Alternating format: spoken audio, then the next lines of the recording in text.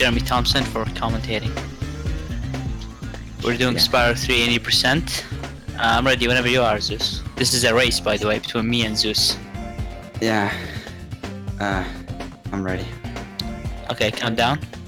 Alright, I'll count guys down from 5. 5, 4, 3, 2, 1, go. Good luck. Alright. We are both running on PSTV on FDS. Wow, Jake is such a fanboy. Yeah, so the objective of Spyro 3 80% is just to beat the sorceress fight, the first one. And normally that would require them to both collect 100 eggs and then talk to Bianca and open the door and do the fight. But there is a skip. They just need specific eggs to progress through the game. Namely, 15 end-of-level eggs, so very specific eggs, 3 boss eggs, and 1 incidental egg in Sergeant Bird. So just going to be rushing to the end of every level they do. Zeus already fasting. Yeah, you know it, Lucas. Alright, so a proxy is coming up, and this is a dead body proxy. Jeremy, explain. Yeah, so in Dead Body Proxies, the objective is to get height, which sounds like Zeus just got it. Yeah, and basically there are certain objects in the game where you can charge through them but not glide through them. And when you charge jump and then press X while you're still holding square, you get a 1-frame glide. And if you do that while you're inside of one of those objects that I mentioned, then the game realizes you're inside the object and shouldn't be, so it pushes you out, and then you're still charging, and so you preserve that momentum as a vector in whatever direction. Yeah, well, I mean, depending on what time, like the timing of your X input, which causes the 1-frame glide, and the positioning in the hitbox, you want to be pretty centered. Nerves, fuck it. So proxies, especially Dead Body Proxies, save quite a lot of time throughout this run. That Sunny Villa one saved probably 20 to 25 seconds. I think it's around there.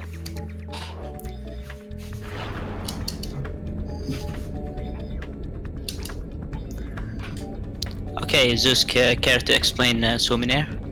So, for some reason in this game, well, they actually did it to preserve, like, is it memory? Yeah, they did it to preserve memory on the disk, like space in the disk. So, water in this game is actually a trigger, not like a body, like it's not a volume. So, if you can get out of bounds and somehow get to the trigger of the water, you can, you can activate swim. And then that allows us to swim in air, because, you know, it's not a volume, it's just like the trigger. Also, portals in this game. As you may notice, Zeus and I went into a seashell without collecting the required eggs. Basically, portals are stored beneath where they should be, so, and they are fully active, so if you can access them from underneath, you can just enter the level without collecting any requirement. Yeah, we will exploit that like a lot. I'm on the left, by the way. And to expand a little bit on what Zeus said about swim in air, so there are a few types of swim in air. The one they was you wouldn't really think that a plane of water where you're not ever supposed to swim would have a swim trigger. But in any level that has a body of water where you are supposed to swim, the trigger exists under any plane of water in that level as well. So levels like Haunted Tomb or Sunny Villa or Spooky Swamp that you're never supposed to swim in, they have water that you can skim on top of, but that water never has a swim trigger, so there aren't any swim in airs possible. Whereas in Sunrise Spring, there's a body of water that surrounds the seashell shore, and so because of that, every plane of water in Sunrise Spring has a swim trigger attached. I missed the borrowed proxy. You should probably explain that one as well, Jeremy. Okay, sure. So animation proxies are pretty similar to Dead Body Proxies, except you have to replace the preposition. So instead of being pushed from the inside of an object, you're being pushed by the outside of an object. The preservation of momentum works the same way. Basically, the boar has this animation that pushes you up. It occupies the space that you're occupying a frame after, it moves to occupy it the frame before, and you press square and you preserve the momentum. So it works very similarly to a Dead Body Proxy, except you're being pushed by the outside instead. Alright, momentum conservation jump coming up, and I did not get this a lot in practice, so cross your fingers. Or Cloud Spice jumps that it's more known about, or known as.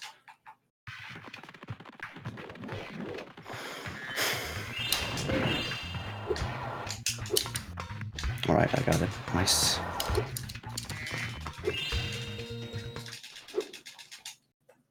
Also, fun fact about that text, you can actually mash it with triangle. It's one of the few ones where I can.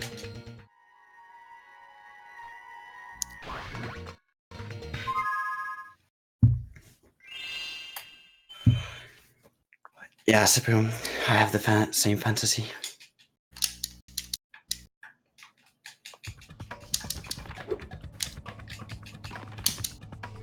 So, upcoming is Sheila, and it's one of Can the... you hear me right now? Yeah, I can hear you. Yes. So, upcoming is Sheila, and Sheila is the first level where RNG matters a lot. Rhinox will basically spawn dependent on RNG, and they will move dependent on RNG. And we, of course, hope that they're in, like, good spots, but they can also... yeah, of course, if they can be in good spots, they can also be in bad spots. So in this case, it's a decent Rhinox right here. Also, we'll use Sheila to like... Sheila has a very interesting mechanic where you can cut off the top of your heights by kicking. So this is meh RNG so far. Does kicking save any time? Like over a second or not? It saves, isn't it like half a second for each kick over like a full jump? Hmm. Oh, fucking got this boring for some reason. Alright, so Jeremy just disconnected, so we'll have to do some explanation right now. So every side character level is in escort mission, and because it's an escort mission, we basically have to, well, escort a certain person. In this case, I think what's Billy, I'm not quite sure. I'm not quite The goat. familiar with the moves. Yeah, it's the goat. Yeah. Right, so we have to escort Billy or Bobby or whoever it is, right? I don't know. Yeah, it doesn't matter, but it's generally that's the idea. We have to escort a certain person. In Searching Bird, it's the hummingbird. I can't remember the name. I think it's Gabriel. And then Yeah. the third one, which is Bentley, we actually have to escort his little brother. All right, so this is Buzz, and Buzz has a very interesting mechanic. When I heard the source, He will not run off this platform because, as you can see, that's how he takes damage. So if we can basically make him run into the, like, where he shouldn't be, like at the edge here, it'll basically cut down his buzzsaw attack to like the bare minimum length. Also, we are taking off screen because this game has a rule called, not called, but like, if something is off screen, It doesn't spawn. yeah, it doesn't spawn or it doesn't happen. You're actually gonna use it quite a lot, like small places where you wouldn't see it, you wouldn't pay attention to it, stuff like that, right? So I will definitely try and point it out whenever it happens, because it matters quite a lot in certain places. Alright, so that was the first home world for me. Coldstone, where are you at right now? I just killed Buzz. I think we're at the same pace. Yeah, same. So, So coming up is Bridge Swim. yeah. Do you care to explain that one? Basically, you do a couple of jumps until Spyro gets stuck between out of bounds and inbounds, and if you charge, you can actually swim and get out of bounds at the same time. So that way you get swim near and you can access Bird without purchasing. I got the bad set of where to get the clip on the bridge. Alright, I got it. Never mind. Alright, so Searching Bird is coming up, and he actually does have a somewhat interesting mechanic to him as well. In this case, it's what is it called? Strife. Yeah, it's the strafe. So if you hold down Strafe, yeah. R1 and L1, which is this normal strafe button, R1 for the right and L1 for left. If you hold them down both, you'll basically be able to strafe in any direction, which is really cool since it's faster and it's it makes A lot you move easier to more, control. Yeah, a lot easier. Like casually, he controls like I'm gonna say absolute AIDS. So this room has some checkpoints the game checks for. One of the checkpoints is where the bird is at. Another checkpoint is where certain enemies. If you kill certain enemies, the bird will, which is this bird, the hummingbird, will move to a certain spot because you've fulfilled a certain checkpoint. Unfortunately, I didn't get it. The enemy killing checkpoint. In case codes don't get it, I don't know. Did you get it? I didn't. Right. It So saves basically- only like half a second. It doesn't matter that It much. saves you having to wait there for the bird because the bird will get stuck. Also, that enemy over there is basically the only one you are obligated to kill. Otherwise, the hummingbird won't follow. Yeah, and it sounds like you are just like a tiny bit ahead of me. Which I will not allow. This is unacceptable. So we're basically now gonna use some very cleverly usage of these surrounding scenery. We will jump on this spooky swamp hut, like jump onto where the portal normally is, and then we'll jump onto the bridge and then back out of bounds. It's really interesting how this works, and I, of course, gotta fail it like a trillion times. Yeah, the portal is just stored beneath the where it should be, so you can just go out of bounds and then access it from there. So upcoming is Croc Proxy. This time actually doesn't kill him with a flame. We kill him with like charging into him and jumping. Hopefully I'll get it. Hopefully you won't. I got a bad version of it. Oh, okay. I bunked, so it doesn't matter. But just saw it there like a little bit. There, that's how it looks. What it looks like. So the next level is kind of interesting because depending on what do you want? Sorry. I was gonna say that it's a very simple proxy, but sometimes stuff happens and then you just miss it. Yeah. Even though it saves like 15 seconds. Yeah, it saves 15 seconds compared to just going through the level somewhat casually, doing a very minor skip, which is jumping over the water. So upcoming is Bamboo Terrace, and Bamboo... Fuck off, we can't get on the bridge today. So Bamboo Terrace has 2 ways we can get through the level, well actually 3. And one of the ways is a thing called the Bug hardest. Proxy. Yeah, Bug Proxy. Yeah, it's the most difficult one. Even though it saves like 15 seconds or something. No, yeah, it's like RNG, and it's RNG where the bug spawns, and depending on where the bug spawns, you won't be able to get it. So this is a good spawn actually. And I fucked up, so yeah, wouldn't see it. But okay, I just got... I'm sorry, go ahead. Yeah, no, go ahead. I just got a boulder proxy, which is a squeeze proxy. Basically, Spyro gets stuck between 2 objects, and then the game tries to push him out with to an area with less pressure. At that instance, the game just pushed me up, which is very convenient. I just skipped the whole level by gliding. Yeah. And we're done. So what I was about to explain is you can do something called the Spyrothon, which is... Did we even explain the wall glide? No, we didn't, right? No, we did. So certain walls in this game, if you glide along them, you get pushed up and actually gain a bit of height. And it's the same with the Spyrothon, except it's a lot easier and it works on like very wonky walls. For instance, the wall which we could have Spyrothon on. I think Jeremy does it in his PB if you're curious what it looks like. So a spin jump, turn your back to things, and spin your analog or D-pad. I'm using analog because superior.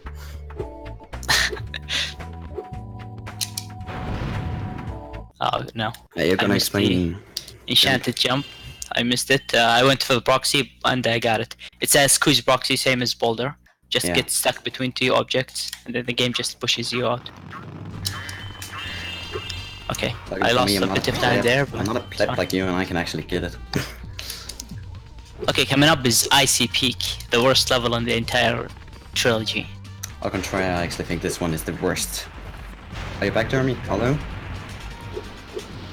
Anyways, so we actually ran to this guy, and in this game, if there's a teleportation going on, like if you're getting teleported, it actually takes time. So depending on how far away you are from the guy you're getting teleported to, the place you're getting teleported to, depending on how far away you are from it, the longer it'll take. So of course, being really close to the place where we'll be taken to will really save your time. Am I back? Yeah, you're yes. back. Hello. Hello. Okay, sorry about that. Everything stopped working. It's fine. The entire trilogy. Yo, Spyro, what up? Did you get the jump? No, I just entered the level. Hold on. Oh, same. I thought you were like miles ahead of me. I got it. Nice. Woo. Let's see if I can get it. That's the only level I was worried about. Dude, you and I got it. cursed me. Fuck off. I couldn't get it. All right, so yeah, it's actually less precise than what's it called? Enchanted jump. Yeah, Enchanted tower jump. jump, but it's quite a long distance, and sometimes death position in this game is not really the best thing ever. So, yeah. Did you already explain the architecture of levels? Like the reason why those jump skips are possible?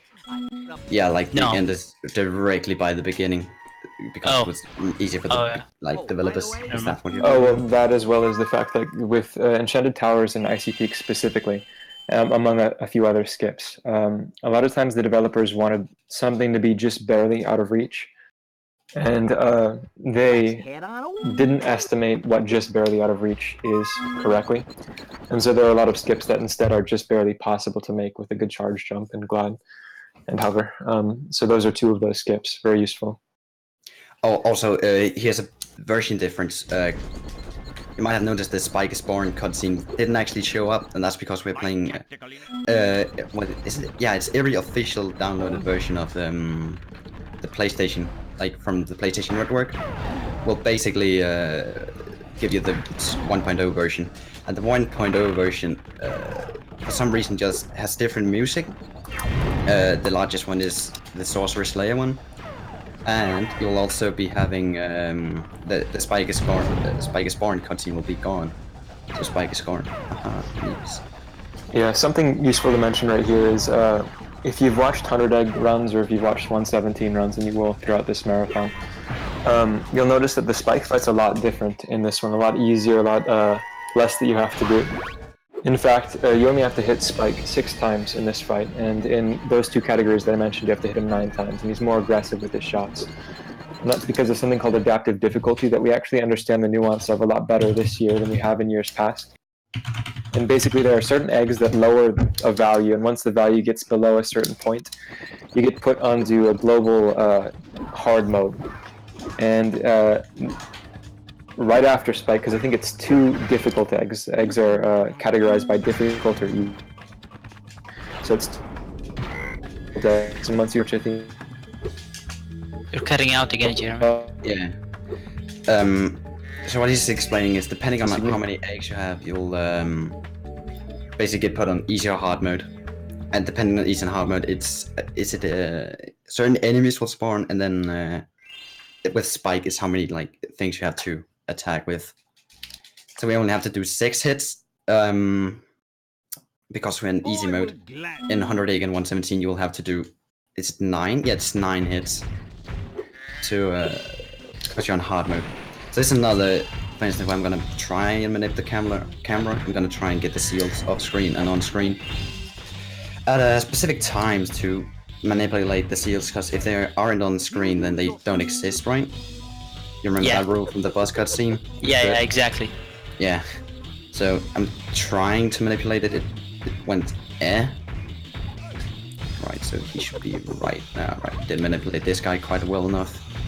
I didn't do it right, so maybe you would. So this is Bartholomew, and a lot of, again, what Jeremy explained with a lot of these things in the game is, developers wanted to put them just barely out of reach. Things like that. Gong, I think, is one of them, but you can easily hit it if you just do a jump and then hit with your hammer, like do something called a club jump, which is if you jump and then hit with your club. Also, did you do the Bentley spin jump? Yeah, I just did. Nice. Just have to be sure, because no reason to not go for it. It is easy. Just practice it. Okay, coming up is Frozen Altars. Luckily, there is a very, very convenient and easy proxy we can do at the beginning. Hopefully, I won't miss it. It saves like 20 seconds or something. It's really interesting because certain enemies stays, like, after you kill them, their hitbox stays intact. Which, oh my god, I barely got it. I will probably miss it because I haven't practiced. I'll go for the faster way. But then the basic of the dead body proxy is, after you kill an enemy, the hitbox is still like interactable, which is another word for it's still existing. And as Jeremy explained, you can then interact with it. Let's see if we can get it. Alright. You may notice that I'm on green sparks. This is actually intentional.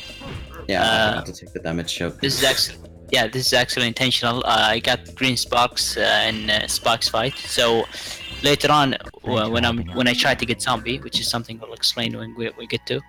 I'll just take less hits, which saves like 2 seconds or 3 seconds, depending on Spark's health. So upcoming is Firefly proxy, and it's a very interesting proxy, cause it saves. It's 40 seconds overdoing the game. 35 seconds. 35 seconds. All right. Sorry, I'll stand corrected. Overdoing the game like the route normally, the level normally. Yeah, level normally. But you actually get, is it 3 tries, right? Before it actually loses time. Like you can death abuse and then try it again 3 times over. Yeah. And yeah, I'm not gonna do that. You're losing time. I just missed it. I'm gonna do that. I'm not gonna be a pussy. I'm gonna death abuse. Fuck that shit. I'm fine. Oh, that was actually. Yeah, I'm not confident enough with my. I should be like 1 in 20 or something right now. Not 1 in 20. 20% correct, consistent. 20%. Perfect. Yeah, 20%. How alive is my mic right now? Is it fine at the moment? Very, very nice. It sounds fine. Okay. Nice. So that's it. That's the proxy. And since I got the third time, I'm still saving time. So we'll just go up here, and magic's gonna happen, and Greta's gonna be, oh, Spyro, teleport. And yeah. Okay, coming up is Lost Fleet. There's actually a really neat trick we can do there to save. Like, how many seconds does enemy boost save? 4 to 6, depending on your sparks value. Yeah, exactly. So I'm gonna try and do it. What enemy boost is, you just use the enemies to boost you up, and you can just skip to the end of the level and grab a checkpoint, then kill Spyro, then you can respawn with Eddie at the end of the level. So it saves 4 to 6 seconds. Yeah, normally Crazy Ed would have to run throughout the entire level, which takes quite a long time. So the death abuse after the save point just tricks the game into thinking like, oh, you're already past these 2 barriers, then Crazy Ed must be past those barriers as well, because he's supposed to be. So he ends up teleporting onto the, I don't know ship terms, is it bow? Is it mast? I don't know. He teleports onto some part of the ship. Front. Yeah, the front, the most technical ship term. So I'm on 0 got life, so if I fuck it up, I'm gonna be sad. Yeah, I also got it.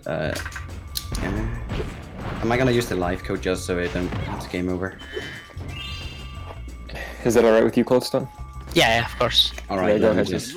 So, I don't want No one wants to see that game over screen. It's just lose time. Yeah. Oh, thank you.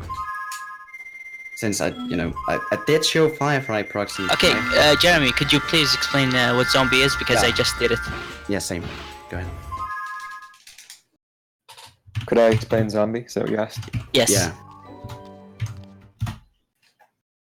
Okay, so basically, if you consider sparks to be like a numerical value, like gold sparks is 3, blue sparks is 2, green sparks is 1, no sparks is 0, and then when you take damage that should induce death, damage that should kill you, if you take that, then for a moment your sparks value would go to -1, let's say. And if you pause at that moment, when the game recognizes that that's what the sparks value is, but it hasn't interpreted it as a death yet, then you have access to the exit area or exit level screen. And if you do that, if you exit level, exit area, I think my voice is cutting out. No, it's good. It's good. Okay. Go ahead. Fuck off, If you exit area, then you'll be set into this limbo state. The game really can't transition you between swim state and ground state when you're in this. And so it's advantageous in this case because in Lost Fleet, when you come out of it, and so you just get to stay underwater. Proxy. Sorry, go on. So since you get to stay underwater, then you just get swim in air immediately, which is very useful for going into Charm Bridge. There's one other method to get into Charm Bridge early, but it's ridiculously difficult. I think Tuval found it, and I think he's the only one that's done it, and it was with save states. Different swim in air in evening. Yeah, and the video is called My Video. As most of Tuval's movies are called. So to clear zombie, there are a few things you can do. You can die, or there are certain cutscenes, normally cutscenes that would normally teleport you. They clear zombie, so conveniently at the end of Charm Bridge is one of those cutscenes, and so zombie's already gone for both of those. I think Coldstone, Death Abused, and Zeus got the cutscene. Either way works. Alright, so Scorch, Jeremy had a prediction. Can you please state it again? Yeah, Coldstone gets first try reds, Zeus gets 3 greens and then a red. That's my guess. I got second try red. Oh, damn. Immediately. I'm on green, so. So I got a green, you know. Oh no, you're bad. Second Yeah. try. At least that's even, since the race is so close. So Scorch is just bad. There's not a lot of execution in Scorch. It's very easy, but there's a lot of RNG. You want red rockets since you get 50 of them instead of 1, where you get 1 green rocket and they both do the same damage. So every time you get a green rocket instead of a red rocket first, you're losing like 10 to 15 seconds. And that's pretty substantial in this category and really any category. This is actually really good RNG, by the way. I got buzz, damn it. Yeah, beyond that, the enemies are random. So Scorch can throw out like crabs, you can throw out rodents with TNTs, you can throw out buzz, fireball guys, or you can throw out the set of energy attacks. We want the energy attacks, they're much faster than anything else. And so on average, this fight's probably like 15 seconds worse than it can be. And it can be very, very bad. You can lose like 1 minute and 30 seconds from doing nothing wrong. So upcoming is Helmet Proxy and Jeremy. Yeah, go ahead and explain that one. Have either of you guys explained squeeze proxies yet? Spyro, Yeah, it's I have. Okay, yeah. so it's a squeeze proxy, and the intent is to get squeezed backward. When you get squeezed backward, you want to then kind of maneuver Spyro so that he has a specific angle and touches the wall at a certain point in a slide backward. What? I fell down from the last jump. And if you do it correctly, then you get a lot of height from the wall as you're sliding up it. And there's a part of the sorceress, I don't know, explain Sophos. God damn it. And the sorceress area portal is not exempt from that. I'm fucking up. Sorry. Same. And so there's a spot, there's a corner of the sorceress area portal that just is out in the mountains, and if you touch it, you go into the fight without having to open the door. I just touched it. Yeah, and I'm doing a Coldstone right now, so. Anyways, that's It's what fine, dude. You can do the sorcerer's strats. You're still gonna. Yeah, I think Jeremy should have the honor to explain that one. Yeah, He because was he's the one who came up with it. Yep. Yeah. Good luck doing quick, like 2-minute tutorial. Go ahead.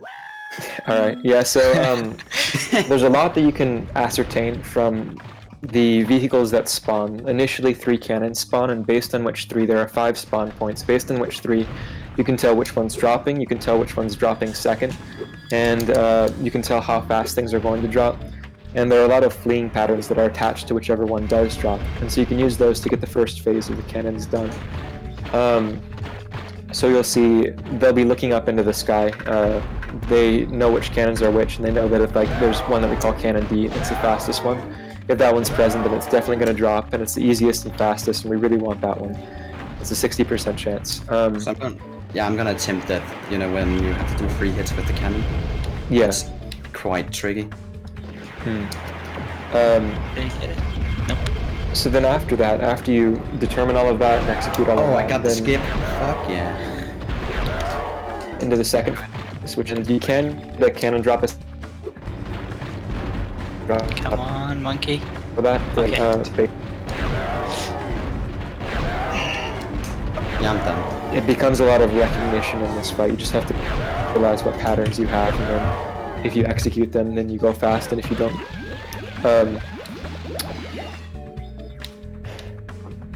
is anyone doing a complete force, or?